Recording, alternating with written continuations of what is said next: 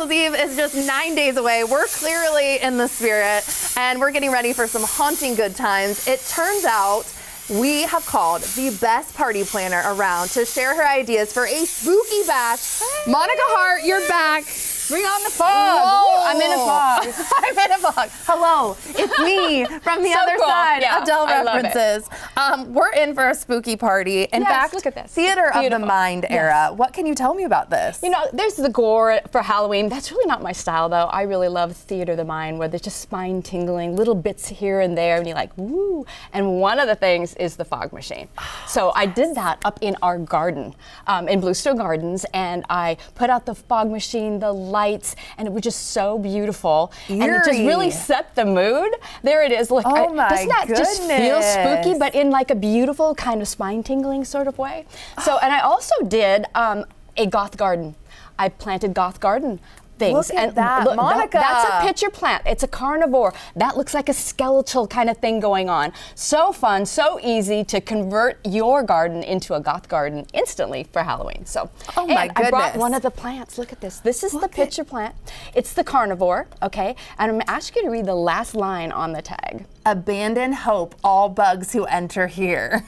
Ooh, if you dare. Isn't that cool? Cute. Yeah, so they attract the prey and they trap them, and yeah, so. I love the little container that you put this into. Fun? It's giving Halloween. I love it. What's over here too with this? Okay, so what I did, we have allium in our garden, and it's purple when it's in bloom, and it dries just like this. And so it's architectural, just kind of fun. So just you can go into your garden, find dried hydrangeas, and use that kind of thing for decor on your table. Amazing. So once inside the house, what's your inspiration? Right, Where did it come from? This is my inspiration right here, the Inkwell.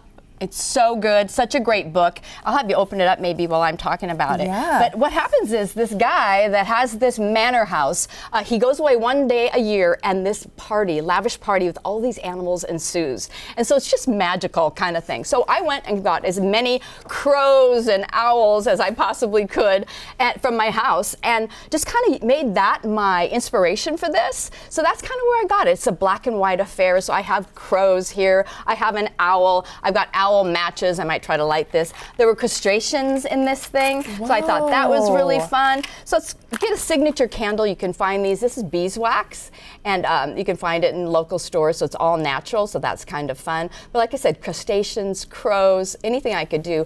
And then at home when I did this in the manor house, on our mantle we have an iron horse.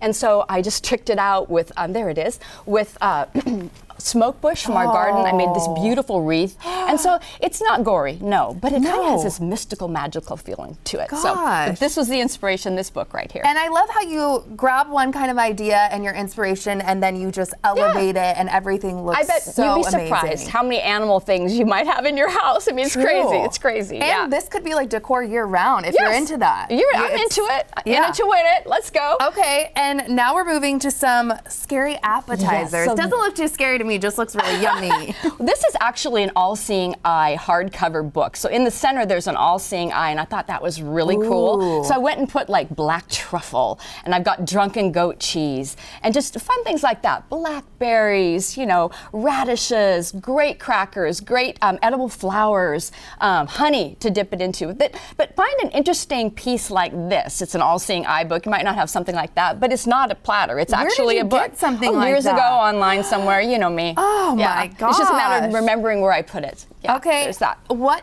do you recommend that I try here? Because I feel like I need to dive in. I would go for the drunken goat cheese, because why not, girl, right? Okay. Here we go. Yum. Here we go. I gotta move this out of your way. I gotta move stuff around here. Here we go. What other ways would you like personalize like scary appetizers, or any other ideas for just making your you can do the whole eyeball thing. One great thing to do is you can get little molds, and you can do ice for your drinks, and you can get skeletons and different things like that. That's something really easy to do. But I kind of like to tell the story, like I said, with blackberries, black truffle cheese, that kind of thing. So that definitely, it's really tasty. Okay, now we're moving to the main event. After, and by the way, that cheese is to die for. Yeah. So good. Good stuff. What's the main event here? The main event is, I'm going to go in here, is this. This is a kabocha squash. There's something in there? Oh my gosh. There's soup. I have cooked the soup in here. And what you do is ceremoniously bring it to the table. And ready, guys? The big reveal? The big reveal. And you lift it. Check it out.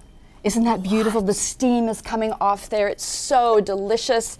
And so I'm going to dish up a little bit if I can. Please, and I would love to try. what happens is, with this kind of thing, I'm going to give you this.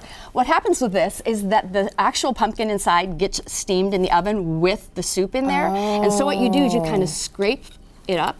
And I'm just going to do yours. What is like kind of soup do you see that? In here did you make So I've too? got cream, I've got truffle, I've got pancetta, I've got crispy sage from my garden, that kind of thing. We can put a little bit of Gouda on top for you. Please, and extra cheese. But what happens is it actually steams the soup inside the gourd, right? And if you want to change it up, you can do coconut milk, you could do ginger, lemongrass, that kind of thing. So pick your own adventure, but it's just kind of ceremonious, and you bring it to the table and you lift, and it's the big reveal. So that's kind of fun. And talk to me about these cute bowls. So you've I thought of just everything, found all those the last decor. minute, I'm and I thought, try. I've got to get them. So yeah, so there's cream, obviously, nutmeg, all that kind of thing. And there's some cognac. You know, it's always tipsy when I'm around. Everything's tipsy. Monica, is that good? Is my favorite thing that you've ever brought. This is so a great delicious. date night, the two of you. You just dish it up from the bowl together. You can do a bigger version of that or individual. It does take about an hour and 20 minutes to cook the interior, whatever you do.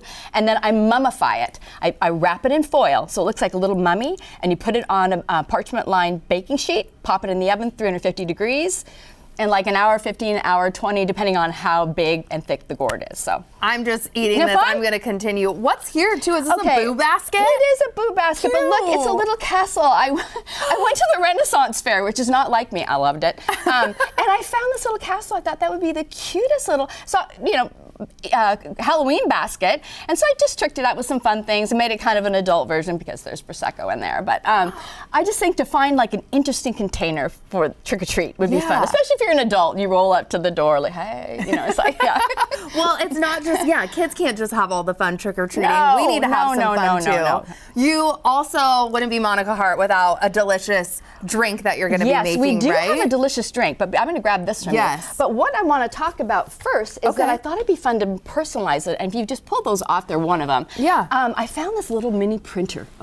Check it out. And so those are actually our Halloween past. My husband and I, when we first got married, my son when he was Batman, and my husband was Robin for preschool, that kind of thing. And do you see the little printer down there? So there was one more. Let's see if I can do this. One more that I wanted to do, just really quickly. So it's hooking up right now, and it's inkless and all that, so I have to go to here. Cute. That's so cute with the personalization. Of course, it's making me do like 20 different things right now, but okay, so I want to do one more. There we go. It should be printing right now. Okay. Print. Ready? Print. And while that's printing, we have a minute, so I want to get to the drink. Ahead, and you want to see what it's going to be printing as. Oh. I'm going to go sneak around you and grab this, because while you look, check that out for me. Do you recognize anything? Oh my God, it's me. It's you, girl. It's cute. Printed it right here. I made you your own tag. Pick up one of these, and then there's another one. Show them what else is on there. Oh my gosh, a little taco cat. This is all so cute. Monica, you're so sweet. Woo, my favorite sound for Halloween. What are we making then for the drink? This is so easy. Load up those glasses, if you would please, with those yummy little seeds from the pomegranates. We're going to top it off. We've got fun little straws. Like I said, you could put like skeletal ice in there, but we're going to go like this. Boom. Hi, pour, kids. Hi, pour. Delicious, delicious. And what a great way to toast to the upcoming Halloween festivities. Absolutely. So Cheers, fun. my friends. Thank you so much for being here as always. The fog was a blast. Happy Halloween.